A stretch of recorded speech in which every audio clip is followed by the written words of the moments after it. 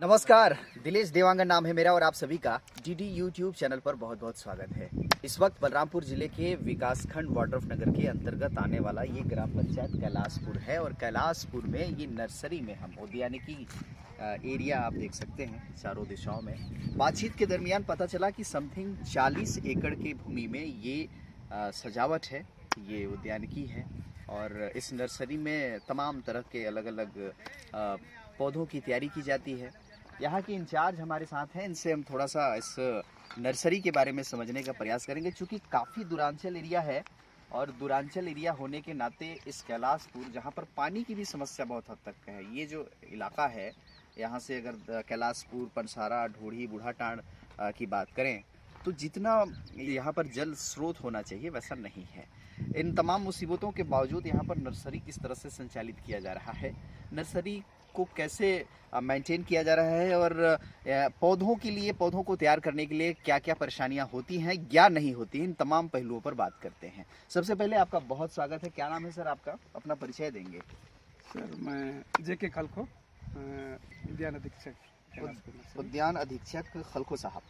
खलखो साहब, सबसे पहले तो इस नर्सरी के बारे में आप अपने शब्दों में बताएं तो ज़्यादा अच्छा रहेगा। लोग समझ पाएंगे कि असल में जो कैलाशपुर नर्सरी है वो है क्या और किस तरह से यहाँ पर तमाम चीज़ें हो रही हैं पौधों के दृष्टिकोण से, बाकी इस उद्यानिकी के दृष्टिकोण से। ये जो हमारा शासकीय उद्यान कैलाशपुर के नाम से स्थापित है, ये छत्तीसगढ़ के प्रत्येक विकास खंडों में मतलब एक नर्सरी होने का प्रावधान है। उसी के तहत इस विकास खंड में, चूँकि पहले नर्सरी स्थापित नहीं था, अपने इस जिला में राजपुर और वाड्रफ नगर एक ऐसा विकास खंड था जिसमें कि पहले नर्सरी स्थापित नहीं किया जा सका था, जो अभी नवीन नर्सरी के रूप में सन 15-16 से स्थापित किया गया है।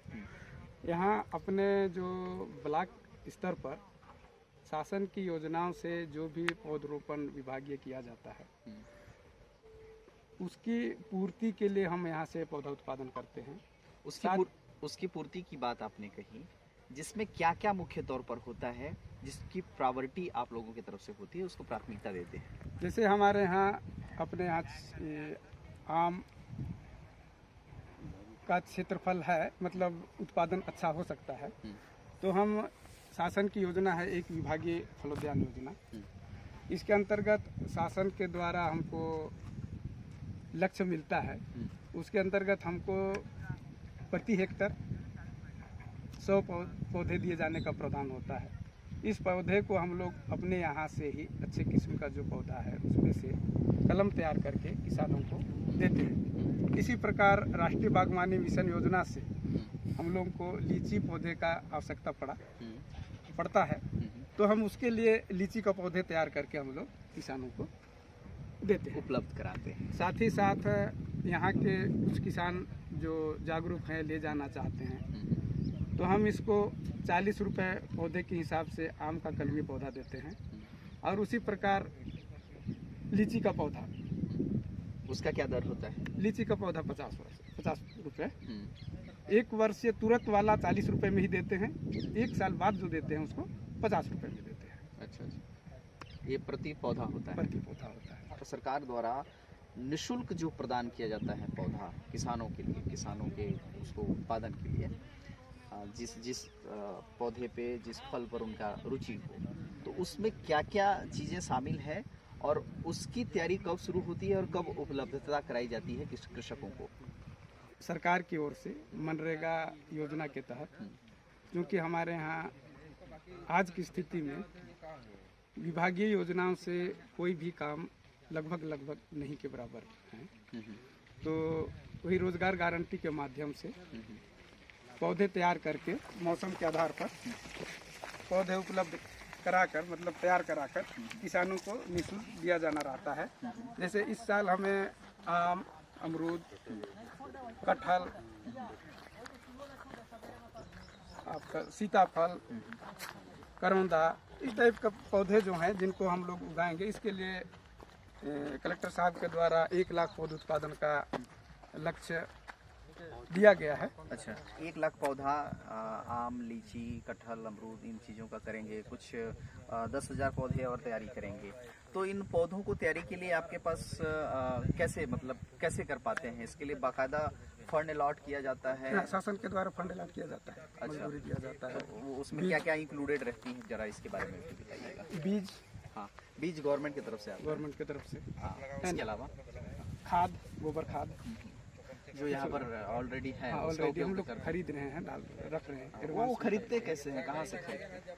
हम लोग इसको लोकल से ही लेते हैं, लोकल मार्केट से। जैसे किसानों से लेना होता हाँ, है? किसानों से। क्या दर से लिया जाता है? आप लोग क्या दर से लेते हैं किसानों हम लोगों को इसको ढुलाई सहित 2,000 रुपये में मिल जाता है। 2000 क्विंटल?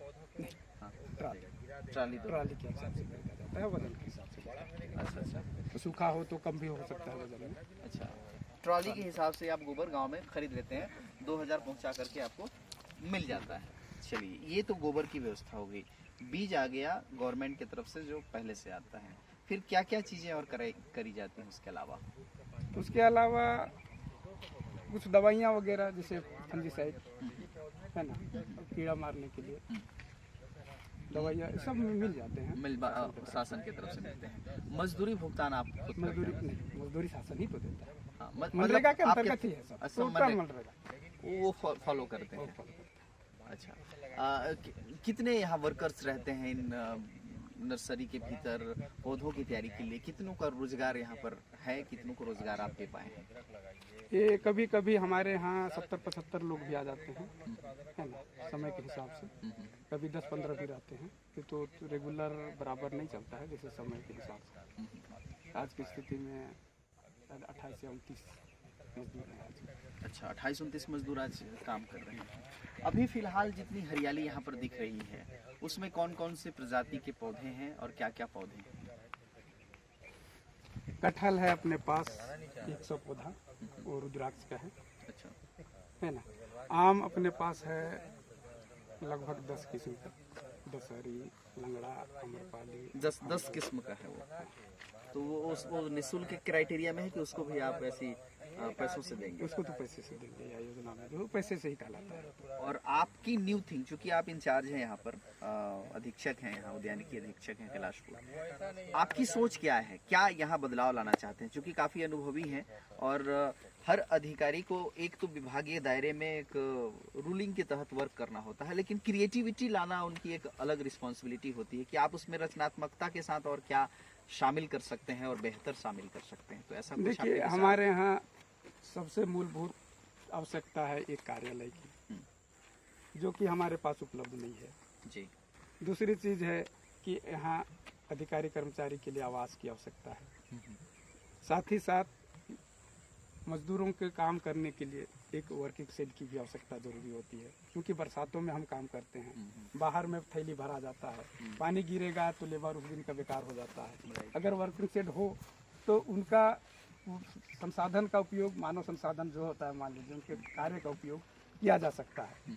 साथ ही साथ हमारे यहाँ कभी कभार अपना शासन की ओर से कुछ ट्रेनिंग वगैरह का प्रावधान होता है। अच्छा, तो एक प्रशिक्षण भवन भी बहुत जरूरी है, उसके बगैर आदमी कहाँ बैठा है, कैसे करेगा? कहाँ क्या करे। ये इसके खलको साहब ये भी बताइए, ये जो तैयारी अलग से करवाए हैं, क्या बहुत अच्छा रहता है ये? इसके बारे में थोड़ा अवगत कराए ना, ये कितना वक्त लगता है और कैसे तैयारी की जाती है? इसके लिए सर लोन के लिए बोल रहे हैं ना, लोन के लिए थोड़ा सा समय तो देना पड़ता है। कितना वक्त लगता है? इसको 3-4 बार जोताई करके थोड़ा सा समय दे करके 15 दिन 20 दिन के अंतराल से। अच्छा अच्छा। और इसमें जो खास कर कांस, मोथा, इन टाइप का जो अंदर फैलने वाले जो पौधे होते हैं, अगर उसको नष्ट ना करें और ऐसा लगा दें तो हमारा लान बेकार हो जाएगा। अच्छा, उसको सफाई नहीं कर पाएगा आदमी। तो थोड़ा सा लगाने से पहले इसकी तैयारी की जरूरत है। जरूर। ये क्या है? लीची? हाँ, लीची। फलना कोई पौधा ऐसा है, कोई फल वाला जो फलना शुरू कर दिया हो? ये भी फल रहा है। अच्छा, फल रहा है। लीची, एक फूल आ गया इसमें। हमारे इस लीचियों में एक समस्या होती है कि हमको इसी में से, मान लीजिए इस साल मेरे को 2000-3000 पौधे तैयार कर लिया। तो इसको अग्रभाग को तो हम काट के कलम निकाल देंगे। तो इसका जल्दी नहीं बढ़ने का कारण वो भी रहता है कि हमको इसमें से पौधा भी बनाना है। तो अच्छा, इसमें से पौधा बन जाता है, पौधा बनाना है, कलम निकाल करके हर साल निकाल लेते हैं। उसके बाद का बढ़ा हुआ है।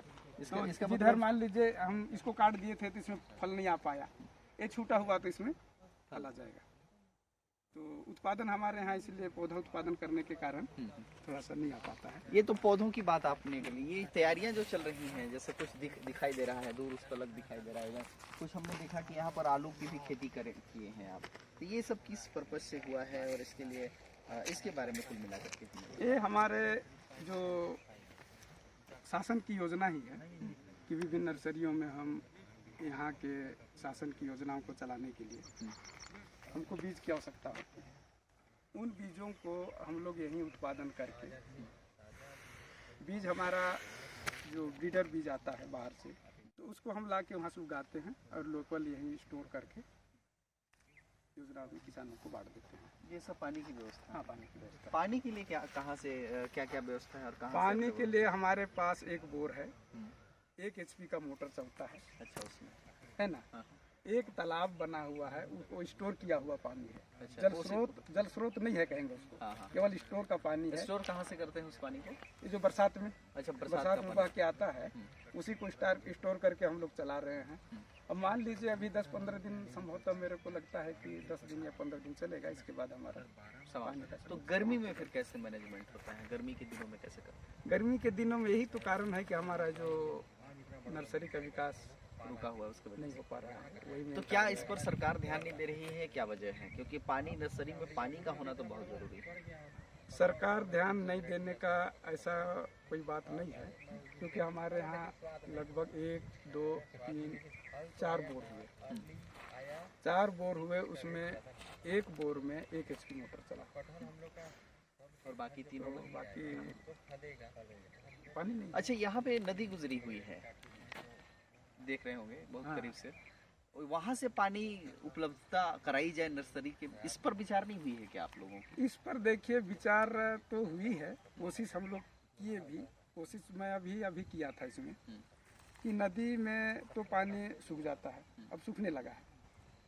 वो भी मुश्किल से मेरे को लगता है 10 दिन का मेहमान है पानी नहीं, इसके बाद नदी को भी सूख जाना है। नहीं, नदी तो हमने उसको कोशिश किया, सुनिए ना, कोशिश किया कि हम बालू के में नदी के अंदर ही कुछ कुआं बना लिया जाए, तो बालू का सीपेज से पानी आ जाए।